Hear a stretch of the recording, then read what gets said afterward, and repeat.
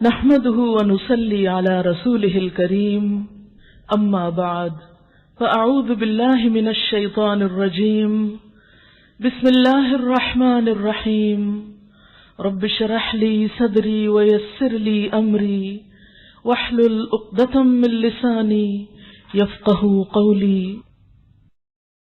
أعوذ بالله من الشيطان الرجيم بسم الله الرحمن الرحيم.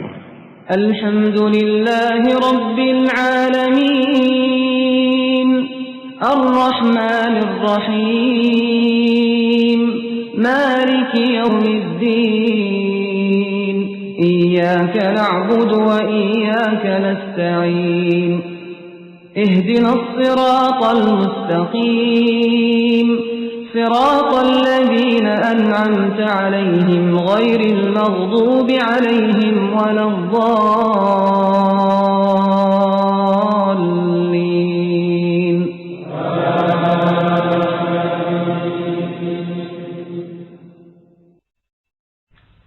قرآن پاک اللہ کا کلام، اللہ کی بات، آپ سب کے نام، میرے نام، ہم سب کی ہدایت کے لیے.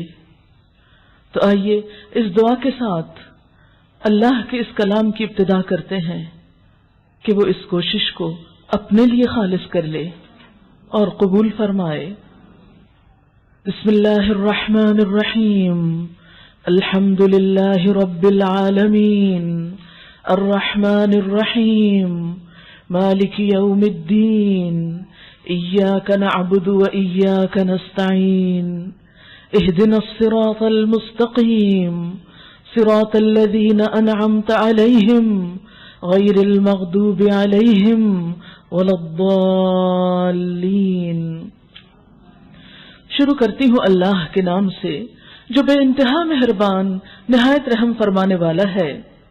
تعریف اللہ ہی کے لیے ہے جو تمام کائنات کا رب ہے، رحمان اور رحیم ہے، روز جزا کا مالک ہے. ہم تیری ہی عبادت کرتے ہیں اور تجھی سے مدد مانگتے ہیں. تو ہمیں سیدھا راستہ دکھا، ان لوگوں کا راستہ جن پر تو نے انعام فرمایا، جن پر تیرا غضب نہیں ہوا، جو بھٹکے ہوئے نہیں ہیں. اللہ کی کتاب اللہ کی تعریف کے ساتھ، اللہ کی حمد و ثنا کے ساتھ اور اللہ کے شکر کے ساتھ شروع ہو رہی ہے. اللہ تعالی ہم سے کیا چاہتے ہیں کہ ہم اس سے تعلق پیدا کریں، اس کے ہو جائیں، اس کے آگے جھکیں، اس کی تعریف کریں اور سب سے بے نیاز ہو کر اس کے ہو کر رہ جائیں. کیوں؟ اس لیے کہ رب العالمین وہ تمام جہانوں کا رب ہے. اسی نے سب کو پیدا کیا، وہی سب کو رزق دے رہا ہے. اسی کی طرف سے ہم سب آئے ہیں، اسی کی طرف ہم سب کی واپسی ہے. اور اس لیے بھی کہ وہ بہت مہربان ہے، بہت رحم فرمانے والا ہے، 70 ماؤں سے بڑھ کر پیار کرنے والا ہے. اور اسی کی رحمت کی وجہ سے ہم گناہوں کے باوجود، غلطیوں کے باوجود اس زمین پر چلتے پھرتے ہیں. وہ ہمیں سب کچھ دیتا ہے لیکن ہم اسے اپنا سب کچھ نہیں دیتے. ہم اپنے آپ کو اس کے حوالے نہیں کرتے. اس کے باوجود بھی وہ ہمیں ایک خاص مدت تک مہلت دیے چلے جاتا ہے کہ میرے بندے شاید کسی وقت لوٹ ہی آئیں، پلٹ آئیں. اور پلٹنا تو ہے، اس لیے کہ ہر ابتدا کی ایک انتہا ہوتی ہے. جو کام شروع ہوتا ہے وہ ایک دن ختم بھی ہو جاتا ہے. ہماری زندگی بھی جو شروع ہوئی اسے بھی ایک دن ختم ہونا ہے. اور ہم سب اس بات کو مانتے ہیں کہ ہم سب ایک جگہ اکٹھے ہوں گے. کس دن؟ یوم الدین، جزا سزا کے دن. وہاں ہم سب کو ہمارے کیے کا بدلہ دیا جائے گا اور اس دن کا مالک وہی ہے. اس لیے اس کے سوا کوئی چارہ نہیں کہ ہم سب اس کے آگے جھک جائیں اور پکار اٹھیں، ایاک نعبد، صرف تیری ہم عبادت کرتے ہیں، وایاک نستعین، اور صرف تجھی سے ہم مدد چاہتے ہیں. تو ہمیں اپنا بنا لے، ہمیں اپنی بندگی کی توفیق دے، ہمیں اپنے آگے جھکنے کی توفیق دے. تو زندگی کے ہر معاملے میں ہماری مدد فرما اور تیرے سوا ہم کسی دوسرے کی طرف نہ رجوع کریں. مانگنے کی چیزوں میں تو بہت کچھ ہے، لیکن اس کتاب کے آغاز میں ہم ہدایت مانگتے ہیں، اس لیے کہ جس کو ہدایت مل گئی، صحیح راستہ مل گیا، اس کے لیے ساری منزلیں آسان ہو گئیں، اور جو راستے سے بھٹک گیا وہ منزل تک پہنچ نہیں سکتا۔ اس لیے اہدنا الصراط المستقیم، تو ہمیں سیدھا راستہ دکھا۔ سیدھا راستہ کیا؟ زندگی گزارنے کا وہ طریقہ جو تجھے پسند ہے، جو تجھ تک جاتا ہے، جس سے تو راضی ہو جائے، ہمیں وہ طریقے بتا۔ صراط الذین انعمت علیہم، ان لوگوں کا راستہ دکھا جن پر تو نے انعام کیا، جن سے تو راضی ہو گیا، تاکہ ہم ان کے راستے پر چل کر تجھے راضی کر سکیں اور تو ہم سے بھی راضی ہو جائے۔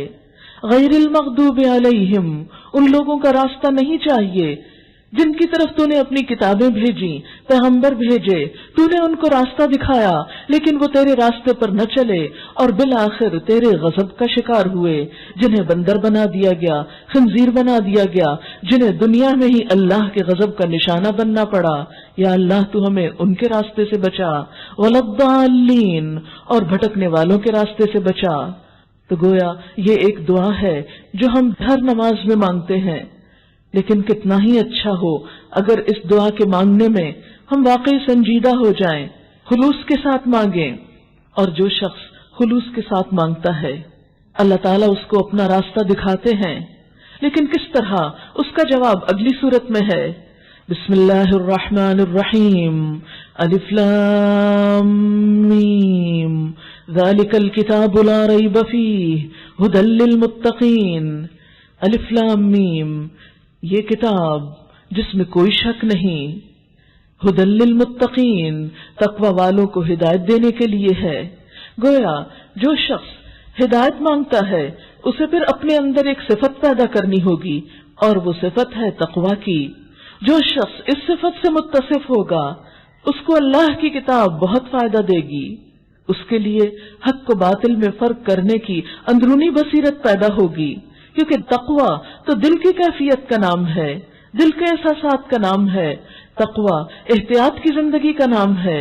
تقوی اس دنیا کی زندگی میں غلط کاموں سے، حرام کاموں سے اور شک میں ڈالنے والے امور سے بچ بچ کے چلنے کا نام ہے۔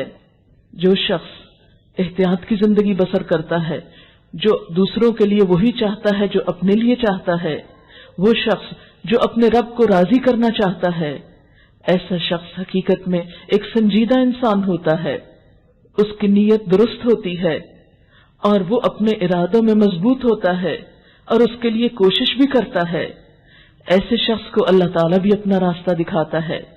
لیکن وہ لوگ جن کی زبان اور دل باہم موافقت نہ کریں، جو اوپر سے کچھ ہو اندر سے کچھ ہو، جو کہتے کچھ ہو کرتے کچھ ہو، پھر اس کتاب سے انہیں زیادہ فائدہ حاصل نہیں ہو سکتا۔ اسی لیے متقین کی پہلی صفت یہ بتائی گئی، الذین یؤمنون بالغیب، جو غیب پر ایمان لاتے ہیں، اور ایمان بھی دل کی کیفیت کا نام ہے۔ تقوی ہم سے سب سے پہلے ایمان کا تقاضا کرتا ہے، اور ایمان بھی کس چیز پر؟ غیب پر، ان حقیقتوں پر جنہیں ہم نے دیکھا نہیں، جنہیں ہم نے سنا نہیں، ان سب چیزوں پر ایمان۔ اور کس طرح؟ وہ کون سی چیزیں ہیں؟ مثلا آخرت سے متعلق جتنے امور ہیں، اللہ تعالیٰ کی ذات، وحی الہی، یہ تمام چیزیں اللہ تعالیٰ نے پیغمبر علیہ السلام کے ذریعے ہم تک پہنچائیں۔ لیکن عجیب بات ہے کہ بعض اوقات ہم ان کو زبان سے مانتے بھی ہیں، لیکن ان کی لائی ہوئی بات کو مانتے نہیں ہیں۔ ایک ڈاکٹر کی بات پر اعتماد کرتے ہیں، کبھی اس کی ڈگری نہیں مانگتے۔